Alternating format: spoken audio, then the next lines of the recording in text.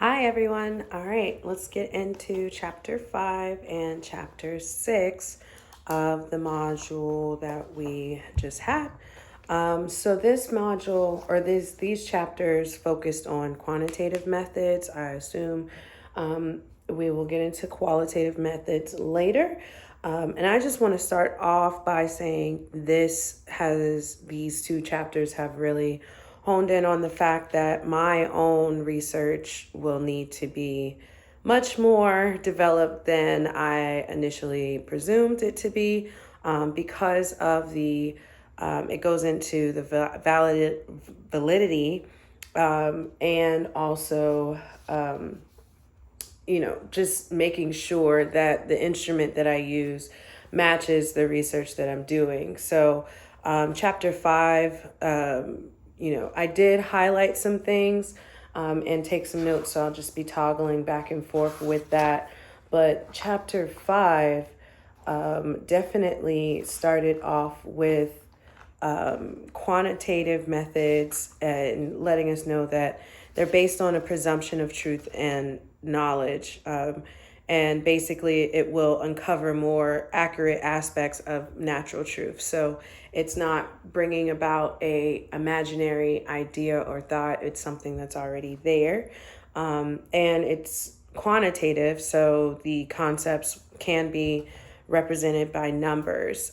So it got into the numbers and how we use scales, the different types of scales, the nominal scales, which is like categorical, putting things in each category and using numbers. So if you're having different categories, you identify those categories by 1 through 5 or 1 through 4, however many categories there are. The ordinal scales is a 1 through 5 type of scale. It's, again, 1 through 5.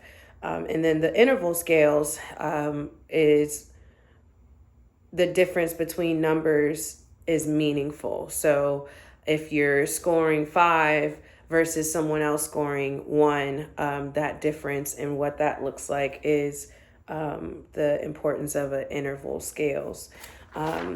So it's important to be conscious of the presumptions of your research when conducting quantitative research. For example, do the participants of your assessment or survey understand the key terms? Is everyone on the same page? So presuming that everyone is on the same page, you might need to be aware of maybe they're not. Another example is, will the participants answer truthfully and accurately based on their own authentic experience?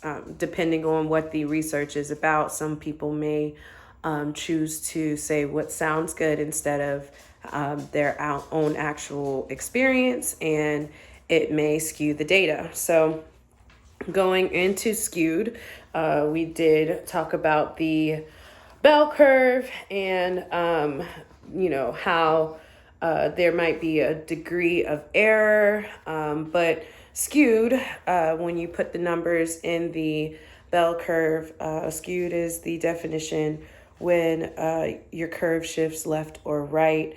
And you just want to be aware of the normal distribution of the bell curve, and when you input your data, how that will look, in identifying the variables and whatnot of that. So let's see. The hypothesis research, a research design, let's say. The process of creating a research design begins with creating a research hypothesis. And that includes, you have an antecedent that develops and has an effect in the consequence. So in the example in the book, Lily's antecedent was the country of origin. That's just something based on just that fact alone has an effect on the consequence of how her participants identify power distance.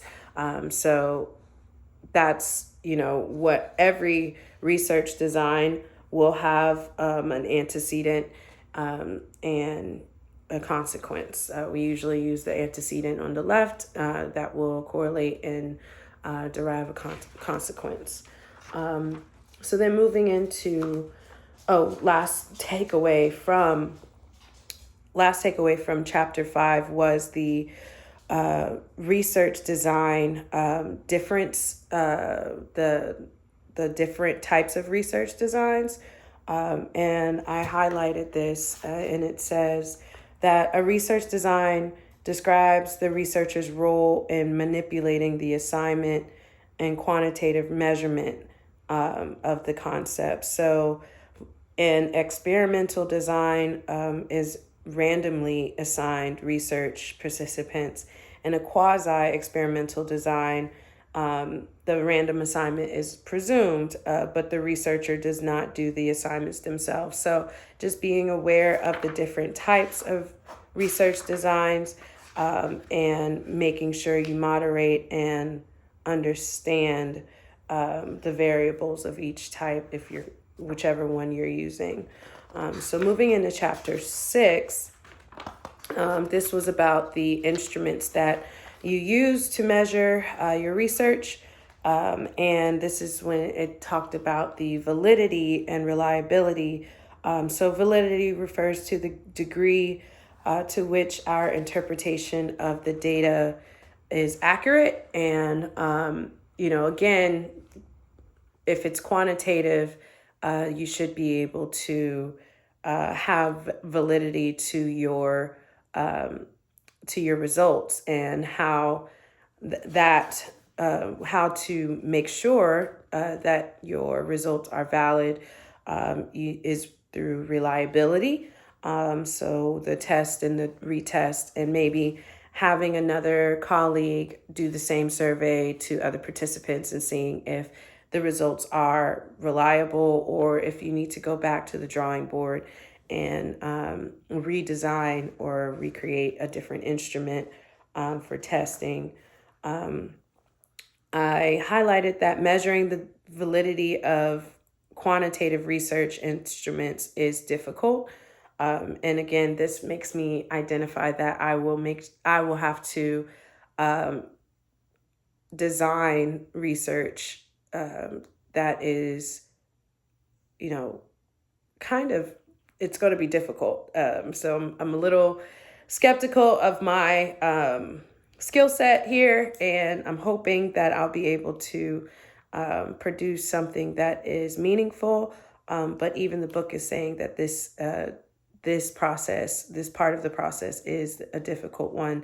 There is no single process or set of steps that all researchers follow.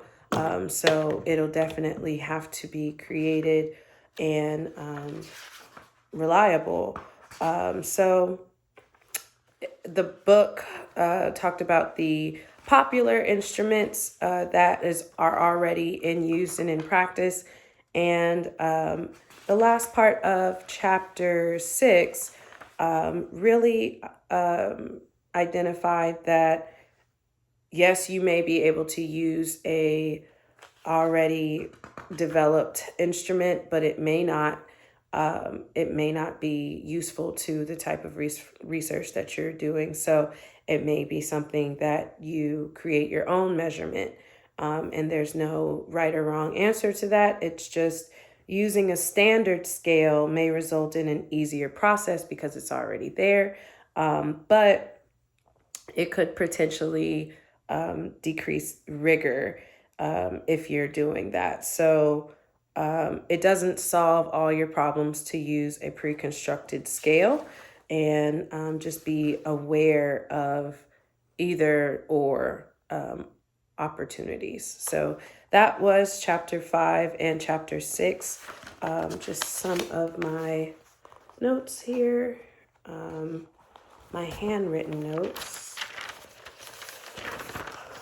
It's just 2 pages of that this week.